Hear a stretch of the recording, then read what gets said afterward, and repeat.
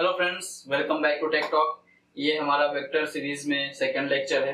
Last lecture में हमने देखा था कि वेक्टर्स ओरिजिनेट कहाँ से होते हैं, वो कौन सी चीजें जिससे हम वेक्टर और स्केलर्स में क्लासिफाई करते हैं। ठीक है, उसके बाद हमने देखा था कि नल वेक्टर्स क्या होते हैं, यूनिट वेक्टर्स क्या होते हैं। इसी डायरेक्शन में आगे बढ़ते हुए आज हम देखेंगे कि कितने टाइप्स के वेक्टर्स होते हैं। नल वेक्टर और यूनिट वेक्टर हम देख चुके हैं।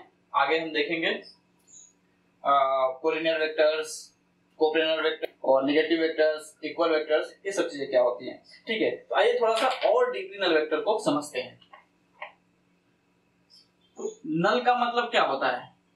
नल का मतलब होता है जीरो, जिसकी कोई वैल्यू ना हो, वैकेंट, खाली। ठीक है, तो वेक्टर के पास दो चीजें होती हैं, पहला मैग्नीट्यूड और दूसरा डायरेक्शन। तो आप बताइए मुझे, क्या कभी सुना है कि किसी की डायरेक्शन 1 है या 2 है या 3 है? नहीं, ऐसा कोई नहीं बोलता है। लेकिन मैग्नीट्यूड, हाँ, एक लेंथ है, वो 0 मीटर लंबी हो सकती है, 2 मीटर हो सकती है, 3 मीटर लंबी हो सकती है, करेक्ट। तो नल वेक्टर में जो नल वर्ड है उसका मतलब 0 हुआ, और ये 0 सिग्निफाई करता है मैग्नीट्यूड को, यानी कि ऐसे वेक्टर्स जिनका मैग्नीट्यूड 0 हो। तो नल वेक्टर का मैग्नीट्यूड कितना होता है? 0।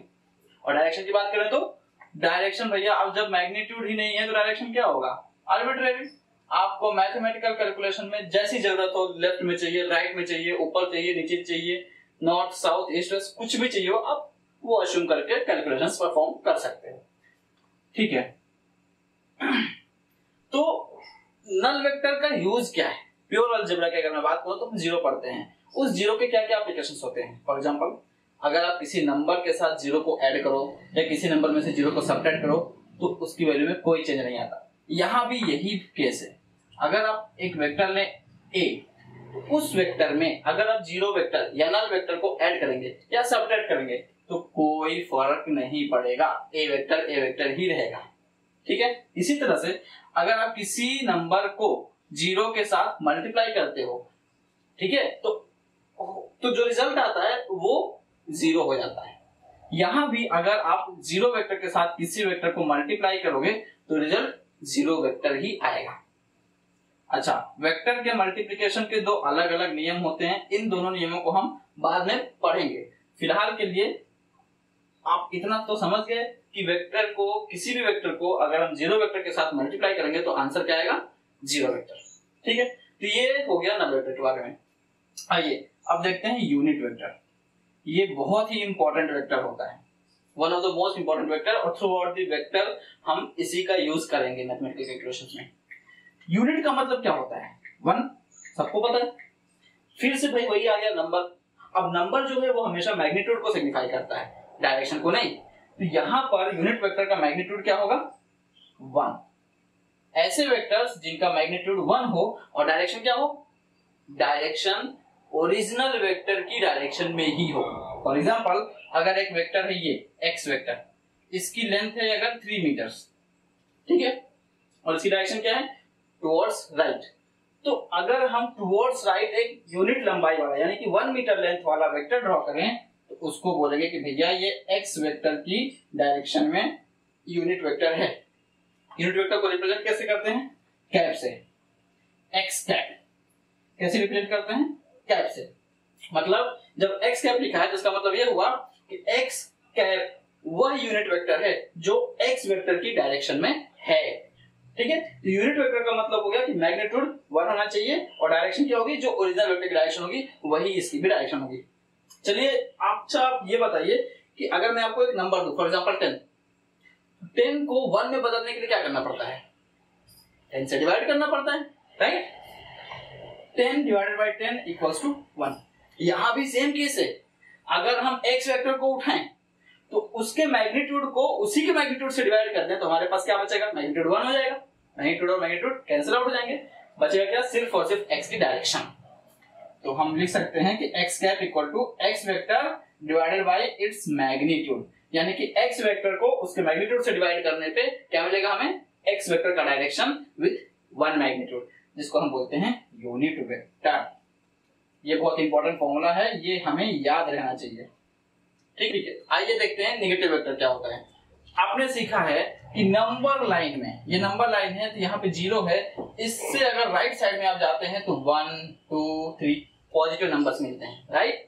और अगर इसके लेफ्ट में जाते हैं तो आपको -1 -2 -3 नेगेटिव नंबर्स मिलते हैं। मतलब डायरेक्शन का खेल है, अगर राइट में जाओगे तो पॉजिटिव और लेफ्ट में जाओगे तो negative. Same is the case with vectors. अगर आपको एक वेक्टर ए इस डायरेक्शन में दिया गया है तो इसका अपोजिट साइड में अगर कोई वेक्टर आप ड्रॉ करते हो सेम लेंथ का, तो इसको बोलते हैं कि ये इसका नेगेटिव वेक्टर है। यानी कि बी वेक्टर को हम लिख सकते हैं minus of a vector. B vector जो है वो ए वेक्टर का नेगेटिव वेक्टर है। क्यों? क्योंकि ए वेक्टर के अपोजिट डायरेक्शन में है और लेंथ दोनों वेक्टर्स की सेम है। तो नेगेटिव वेक्टर क्या होता है? ऐसा वेक्टर जिसकी मैग्नीट्यूड ओरिजिनल वेक्टर के बराबर हो लेकिन उसका डायरेक्शन ओरिजिनल वेक्टर के जस्ट अपोजिट हो। ठीक है, ये हो गया नेगेटिव वेक्टर के बारे में। अब आइए देखते हैं इक्वल वेक्टर्स क्या होते हैं। तो इक्वल वेक्टर्स, इक्वल नाम में ही दिख रहा है, ऐसे वेक्टर्स जो बराबर हो। चलिए अगर मैं लिखता हूं कि A vector equals to B vector, इसका क्या मतलब हुआ? इसका मतलब ये हुआ कि अगर हमें वेक्टर अच्छे से पता है कि क्या होता है तो हम बता सकते हैं कि क्या इसका मतलब है। वेक्टर के पास दो चीजें होती हैं, मैग्नीट्यूड और डायरेक्शन। अगर मैंने लिखा कि ए वेक्टर बराबर बी वेक्टर है, इसका मतलब ये हुआ कि ए वेक्टर का जो मैग्नीट्यूड है वही मैग्नीट्यूड बी वेक्टर का भी है और ए वेक्टर का जो डायरेक्शन है वही डायरेक्शन बी वेक्टर का भी है। यानी कि दो ऐसे वेक्टर्स जिनका मैग्नीट्यूड भी इक्वल हो और डायरेक्शन भी सेम हो, उन्हीं वेक्टर्स को हम बोलेंगे कि वो दोनों इक्वल वेक्टर्स हैं। फॉर एग्जांपल ये एक ए वेक्टर है और ये दूसरा बी वेक्टर है। आप देख सकते हैं कि दोनों वेक्टर्स की लेंथ सेम है और दोनों वेक्टर का डायरेक्शन भी सेम है। इसका मतलब ये हुआ कि दोनों वेक्टर्स इक्वल हैं। बहुत अच्छी बात। अच्छा बताइए, ये सी वेक्टर अगर मैं ड्रॉ करूं तो सी वेक्टर की लेंथ ए वेक्टर की लेंथ के तो बराबर है, लेकिन ए वेक्टर की डायरेक्शन टुवर्ड्स राइट है और सी वेक्टर की डायरेक्शन कुछ एंगल पर है राइट से। तो ना भाई, डायरेक्शन सेम नहीं है, तो ये दोनों वेक्टर्स इक्वल वेक्टर्स नहीं हो गए। ठीक है, अब ए वेक्टर और बी वेक्टर बराबर है लेकिन ए वेक्टर और सी वेक्टर बराबर नहीं है, तो बी वेक्टर और सी वेक्टर भी बराबर नहीं होंगे। अब देख सकते हैं कि बी वेक्टर और सी वेक्टर की डायरेक्शंस अलग अलग हैं, भले ही लेंथ सेम हो, कोई फर्क नहीं पड़ता। आइए देखते हैं fourth vector, collinear vectors. Line का मतलब आपको पता है, ये एक स्ट्रेट लाइन है। को का मतलब क्या होता है? को का मतलब होता है सेम या सिमिलर या एक साथ। ठीक है, तो मतलब ऐसे वेक्टर्स जो सेम लाइन पे हों उनको बोलेंगे कोलिनियर वेक्टर्स। इतना आसान है ना? अगर ये एक वेक्टर है ए, ये दूसरा वेक्टर है बी और ये तीसरा वेक्टर है सी, तो क्या आपको दिख रहा है कि तीन के तीनों वेक्टर्स एक ही लाइन पे बने हुए हैं? बिल्कुल। तो मतलब तीन के तीनों कोलिनियर हैं। आपको ये नहीं देखना कि ये राइट साइड में है ये लेफ्ट साइड में है ना, लाइन सेम है तो कोलिनियर वेक्टर्स हो गए। ठीक है, डायरेक्शन अपोजिट हो सकती है, यानी कि एक ही लाइन पे राइट साइड या लेफ्ट साइड, या अगर ऐसी लाइन है तो अपवर्ड साइड या फिर डाउनवर्ड साइड, कोई भी डायरेक्शन दे दो आप, दोनों वेक्टर्स कोलिनियर है। क्यों? क्योंकि दोनों एक ही लाइन पे लाई कर रहे हैं। अच्छा, अगर मैं एक वेक्टर ऐसा ड्रॉ करूं, वेक्टर डी, अब बताइए ए बी सी और डी क्या कोलिनियर है? No, because d is not lying on the same line. ठीक है, तो ये तीनों तो कोलिनियर हैं आपस में, बट डी के साथ इनमें से कोई भी कोलिनियर नहीं। चलिए, हाँ ध्यान रखिएगा, आप लोग नोट करते रहें चीजों को, है ना, ये नहीं कि एक बार बता दिया और सब भूल जाए। फिफ्थ टाइप का वेक्टर है हमारा कोप्लेनर वेक्टर। फिर से वही बकवास बात, देखो को का मतलब होता है सेम, सिमिलर या एक साथ, प्लेनर मतलब प्लेन पे। प्लेन का मतलब क्या होता है? जो आपका पेपर होता है या जो वॉल है, एक ही प्लेन, उससे ऊपर साइड में या उससे बाहर निकलता हुआ कुछ भी एलिमेंट नहीं होना चाहिए। ठीक है, तो इस पेपर के प्लेन पे मैं जितने भी वेक्टर्स ड्रॉ करूंगा वो सारे के सारे कोप्लेनर वेक्टर्स होंगे। ये आप डायरेक्शन कुछ भी दे दो, ये सारे के सारे वेक्टर्स कोप्लेनर वेक्टर्स हैं। ठीक है, अगर आपको नाम दिया जाता है क्वेश्चन में तो सिर्फ उस नाम की मीनिंग बस पता होने से आपको इन 6 में से 5 में से किसी भी वेक्टर में डाउट जरा सा भी नहीं आएगा। ठीक है, इसलिए हमें मीनिंग्स नाम के पता होने चाहिए और यही समझ के चलना है, हमको कुछ याद करने का इसमें नहीं है। तो ये हो गया हमारा आज का फर्स्ट टॉपिक। हमारा आज का सेकंड टॉपिक है रिप्रेजेंटेशन ऑफ वेक्टर्स। सबसे इंपॉर्टेंट पार्ट, पूरे वेक्टर का सबसे इंपॉर्टेंट पार्ट है रिप्रेजेंटेशन ऑफ वेक्टर्स। अगर हम कार्टेशियन कोऑर्डिनेट्स में वेक्टर्स को रिप्रेजेंट करना सीख गए तो आधा वेक्टर वहीं पे खत्म हो जाता है। आइए देखते हैं। कार्टेशियन कोऑर्डिनेट में मूव करने से पहले हम थोड़ा सा देखेंगे ग्राफिकल रिप्रेजेंटेशन कैसा होता है। इसका मैंने आपको थोड़ा सा बताया था पिछली क्लास में कि भाई कोई वेक्टर है तो उसको एक एरो से दिखाते हैं, है ना। इस एरो के पास एक टेल होगा और एक हेड होगा। तो जहां से वेक्टर स्टार्ट होता है उसको टेल बोलते हैं या ओरिजिन पॉइंट बोल सकते हैं। भाई ओरिजिन पॉइंट से तो स्टार्ट होती है चीजें, है ना। और जो एरो का हेड होता है इसको वेक्टर का भी हेड बोलते हैं। एकदम सिंपल है टर्मिनोलॉजी, कुछ भी याद करने का नहीं है, बार बार बोल रहा हूं मैं।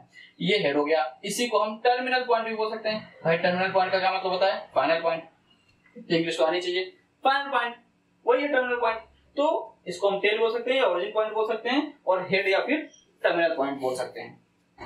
रिप्रेजेंटेशन का यही तरीका है कि जिस डायरेक्शन में वेक्टर दिखेगा, हमें जिस डायरेक्शन में एरो दिखेगा वही वेक्टर की असली डायरेक्शन होती है।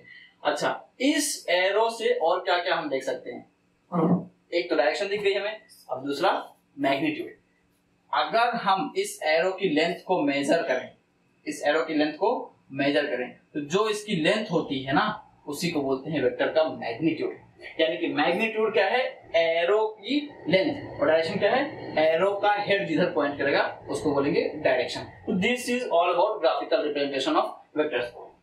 जैसे हम बचपन में लाइंस खींचते थे और एल एम एन कुछ भी नाम दे दो, जो नाम पसंद हो वो नाम दे देते थे लाइन को, राइट। उसी तरह से वेक्टर्स का भी हम नेमिंग करेंगे, लेकिन उसके ऊपर एक साइन लगाएंगे, ये एरो का। ये एरो बताता है कि भैया हम वेक्टर लिख रहे हैं, नॉर्मल लाइन नहीं खींच रहे हैं। हमने क्या लिखा है? वेक्टर लिखा है। कैसे पता चलेगा? जब एक ऊपर छोटा सा एरो बन जाएगा, ठीक है। अब आता है कार्टेशियन कोऑर्डिनेट्स में वेक्टर्स का रिप्रेजेंटेशन, सबसे इंपॉर्टेंट टॉपिक। जैसा कि मैंने बोला, वेक्टर्स को रिप्रेजेंट करने से पहले हम थोड़ा सा रिव्यू करेंगे कार्टेशियन कोऑर्डिनेट्स को। तो ये देखिए, आपने सीखा है कि ये एक्स एक्सिस होता है, ये वाई एक्सिस होता है, ये नेगेटिव वाई एक्सिस होता है, ये नेगेटिव एक्स एक्सिस होता है। अब कोई पॉइंट है यहाँ पे, अगर 2,3 लिखा हुआ है, इसका क्या मतलब होता है? जो इस पॉइंट का फर्स्ट एलिमेंट होता है ये होता है एक्स कोऑर्डिनेट, इसको बोलते हैं एक्स कोऑर्डिनेट। और जो इस ब्रैकेट के अंदर सेकेंड एलिमेंट होता है ये होता है वाई कोऑर्डिनेट। अच्छा, क्या मतलब है इसका एक्स कोऑर्डिनेट और वाई कोऑर्डिनेट का मतलब? आइए समझते हैं। जब भी हम किसी पॉइंट को समझते हैं कार्टेशियन कोऑर्डिनेट्स में, या किसी पॉइंट पे कोई एनालिसिस करने वाले होते हैं, तो हमें यह समझना होता है कि वो पॉइंट आया कैसे। हम हमेशा ओरिजिन से स्टार्ट करते हैं, क्योंकि अगर हम एक्स और वाई एक्सिस को देखें, कोऑर्डिनेट सिस्टम को देखें, तो सिर्फ एक ही पॉइंट फिक्स होता है उसमें, ओरिजिन। बाकी हमें किसी पॉइंट के बारे में कोई आइडिया नहीं है कि 2,3 यहाँ पे, 2,3 यहाँ पे, 2,3 वहां पे, राइट। हाँ, हम अंदाजा लगा सकते हैं कि 2,3 समथिंग लाइक हियर होना चाहिए, है ना, और -2,3 कहीं पे यहाँ कहीं पे होना चाहिए, बट एग्जैक्टली नहीं बता सकते। फिक्स पॉइंट कौन सा है? सिर्फ और सिर्फ ओरिजिन। तो हम जो भी कोऑर्डिनेट्स, जो भी पॉइंट के कोऑर्डिनेट्स लिखेंगे या जो भी पॉइंट के कोऑर्डिनेट्स की बात करेंगे, वो हमेशा ओरिजिन के रेफरेंस में होगा। ओरिजिन के रेफरेंस में होगा कहने का यह मतलब है कि इसका अगर x कोऑर्डिनेट 2 है तो इसका मतलब यह है कि हम ओरिजिन से स्टार्ट करेंगे और x की डायरेक्शन में 2 स्टेप्स चलेंगे या 2 यूनिट्स चलेंगे। फिर जहां पे हम पहुंच गए वहां पर खड़े होकर देखेंगे वापस कि भैया इस पॉइंट का y कोऑर्डिनेट कितना है। अगर y कोऑर्डिनेट 3 है तो यहां से y की डायरेक्शन में 3 यूनिट्स चलेंगे। बताओ पहुंच गए कि नहीं? इस पॉइंट पे पहुंच गए। यही तरीका है, आप ओरिजिन से स्टार्ट करिए, पहले x की डायरेक्शन में चलिए और फिर y की डायरेक्शन में चलिए, ठीक है। चलिए देखते हैं दूसरा पॉइंट, -3,4। -3,4, चलिए ये पॉइंट मान लिया हमने -3,4, ठीक है। अब फिर से -3 क्या हो गया? x कोऑर्डिनेट, और 4 क्या हो गया? y कोऑर्डिनेट, ठीक है। पहला एलिमेंट, ब्रैकेट के अंदर का पहला एलिमेंट x कोऑर्डिनेट बताता है और ब्रैकेट के अंदर का दूसरा एलिमेंट, कॉमा के बाद जो एलिमेंट लिखा हुआ है वो हमेशा y कोऑर्डिनेट बताता है, ठीक है। तो इसका मतलब ये हुआ कि हम अगर ओरिजिन से स्टार्ट करें तो हमें x की डायरेक्शन में -3 यूनिट्स चलना पड़ेगा। -3 यूनिट्स x की डायरेक्शन में नहीं आता है, -x की डायरेक्शन में आता है, ठीक है। तो जहां पे -3 लिखा होगा वहां तक हम ओरिजिन से स्टार्ट करके चलेंगे, या फिर मैं बोलूं तो ओरिजिन से स्टार्ट करते हुए हम नेगेटिव x की डायरेक्शन में 3 स्टेप्स चलेंगे, ठीक। अब यहां पहुंच गए, अब आएंगे कि y कोऑर्डिनेट कितना है पॉइंट का? 4 है। तो जहां पहुंच गए यहां से अपने पेन को ऊपर की तरफ उठाएंगे, y की तरफ उठाएंगे और 4 स्टेप्स चलेंगे। ये हो गया हमारा सी कॉमा 4। बहुत सुंदर। आइए एक और पॉइंट देखते हैं, -1, -2। ठीक है, फिर से वही कहानी, जो फर्स्ट एलिमेंट है वो x कोऑर्डिनेट हो गया, जो सेकंड एलिमेंट है वो y कोऑर्डिनेट हो गया। तो ओरिजिन से हम x की डायरेक्शन में -1 चलेंगे, या फिर मैं बोलूं कि ओरिजिन से हम -x की डायरेक्शन में 1 स्टेप चलेंगे। ओरिजिन से हम -x की डायरेक्शन में 1 स्टेप चलेंगे।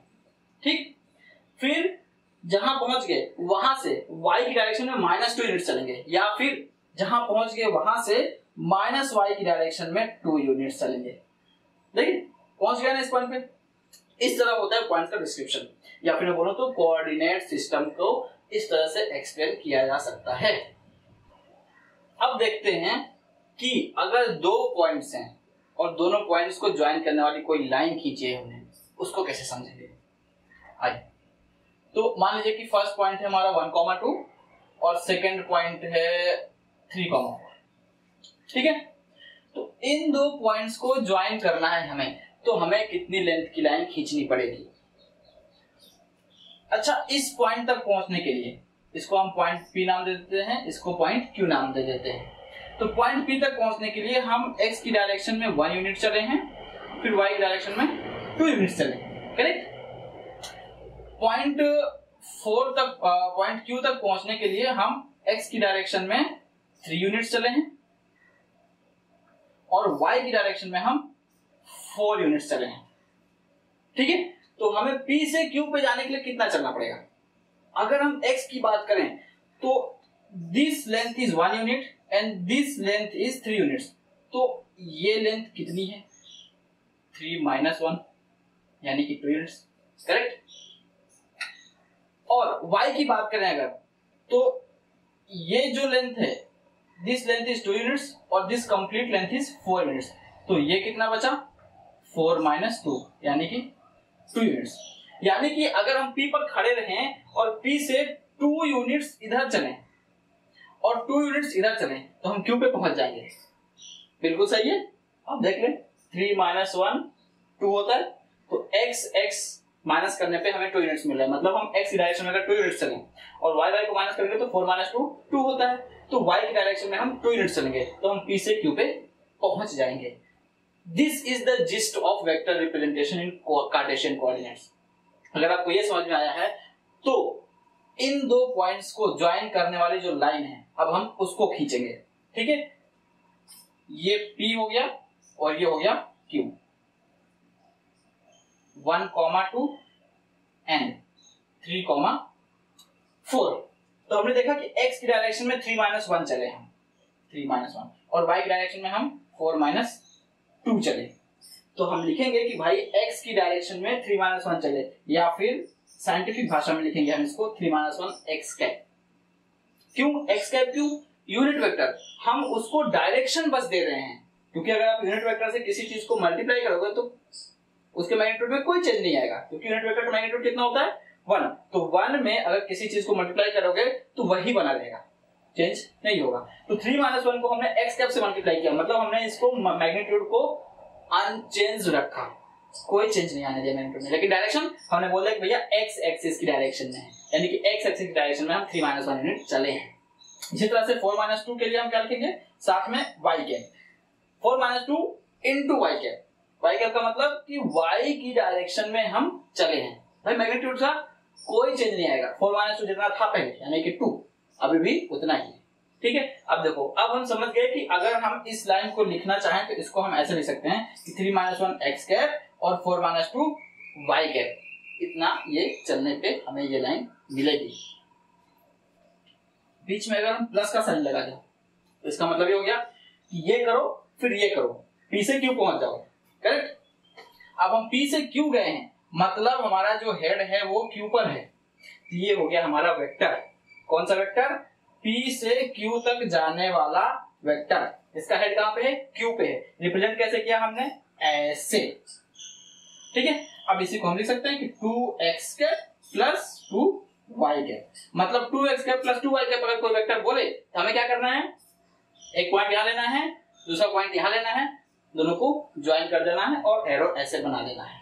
ठीक है, इसको हमें इतनी अच्छे से समझना है कि ये मान लीजिए कि पूरी फिजिक्स में इससे ज्यादा इंपॉर्टेंट चीज कुछ भी नहीं। अगर आपको ये रिप्रेजेंटेशन समझ में आ गया और इसको आप कार्टेशियन कोऑर्डिनेट्स वाले प्लेन पे आप इसको रिप्रेजेंट कर पाते हैं तो फिर आपके लिए वेक्टर खत्म। आइए अब कुछ क्वेश्चंस देखते हैं, छोटे छोटे एग्जांपल्स हैं।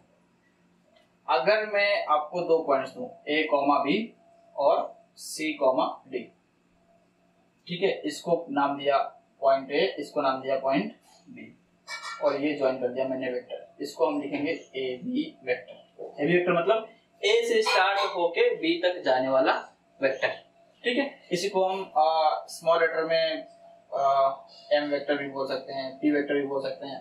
स्मॉल लेटर लिखोगे तो सिंगल आएगा, है ना, और कैपिटल लेटर्स लिखोगे तो पॉइंट्स के नेम्स आते हैं। चलो अब अगर हमें इस वेक्टर को कार्टेशियन कोऑर्डिनेट्स में रिप्रेजेंट करना है या फिर मैं ऐसा बोलूं कि यूनिट वेक्टर्स की हेल्प से रिप्रेजेंट करना है तो कैसे लिखेंगे? कुछ नहीं करना है भाई, हमें a से b तक जाना है, पॉइंट a से पॉइंट b तक जाना है, करेक्ट। तो हम देखेंगे कि a का x कोऑर्डिनेट क्या है और b का x कोऑर्डिनेट क्या है। फाइनल वाले में से इनिशियल वाले को माइनस कर देंगे तो c माइनस a किसकी डायरेक्शन में? x की डायरेक्शन में। क्यों भाई? पहला एलिमेंट तो x कोऑर्डिनेट रिप्रेजेंट करता है ना, किसी भी कोऑर्डिनेट पॉइंट को अगर रिप्रेजेंट किया है आपने तो उसमें पहला एलिमेंट क्या होता है? x कोऑर्डिनेट और दूसरा एलिमेंट y कोऑर्डिनेट। तो हम लिखेंगे कि फाइनल माइनस इनिशियल, इतना चेंज आया x कोऑर्डिनेट में, या हमें x coordinate sorry x axis की दिशा में c माइनस a डिस्टेंस चलना पड़ेगा इस वेक्टर को बनाने के लिए। चलो this into x कैप, ठीक है, प्लस उसके बाद क्या करना पड़ेगा? उसके बाद भैया हमें y की डायरेक्शन में b से d तक जाना है, यानी कि d माइनस b y की डायरेक्शन में चलना पड़ेगा। d minus b y cap, ये हो गया इस वेक्टर का यूनिट वेक्टर्स के फॉर्म में रिप्रेजेंटेशन, ठीक है। चलिए अब एक क्वेश्चन करना है आपको। ये है पॉइंट m, n और ये है पॉइंट p, q, ठीक है। इसको हमने नाम दिया कैपिटल है, इसको नाम दिया कैपिटल बी। अभी कैपिटल ए से कैपिटल बी तक अपने को वेक्टर निकालना है, इसका आप रिप्रेजेंटेशन करके बताएंगे, ठीक है। तो ये क्वेश्चन आपको सॉल्व करके हमारे टेलीग्राम चैनल पे इसका सॉल्यूशन अपलोड करना है। थोड़ा सा आगे बढ़ते हैं और देखते हैं कि x कैप y कैप को हम x कैप y कैप ही लिखते हैं या कुछ और लिखते हैं। तो जब हम फिजिक्स या मैथ्स में वेक्टर्स पढ़ते हैं तो हम x कैप को i कैप लिखते हैं, y कैप को j कैप लिखते हैं और z कैप को k कैप लिखते हैं। z कैप क्या है भाई? z एक्सिस की तरफ। जैसे हमने देखा कि ये x एक्सिस है, ये y एक्सिस है, तो ये जो प्लेन से बाहर निकल के आ रहा है, जो मेरे मार्कर की डायरेक्शन है, जो मेरे मार्कर की डायरेक्शन है, ये आपका z एक्सिस की डायरेक्शन हो गई, ठीक है। तो इस डायरेक्शन को हम ऐसे ऐसे दिखाते हैं, z मतलब ये बाहर की तरफ आ रहा है, ठीक है। तो इस z एक्सिस की डायरेक्शन में जो यूनिट वेक्टर होगा उसको बोलेंगे हम k कैप। तो x cap y cap z cap की जगह पे अभी तक जो हम लिख रहे थे वहां पे हमें i कैप j कैप और k कैप लिखना स्टार्ट करना है। छोटा सा चेंज है, कुछ ज्यादा फर्क नहीं पड़ता, बस याद आ जाएगा ये।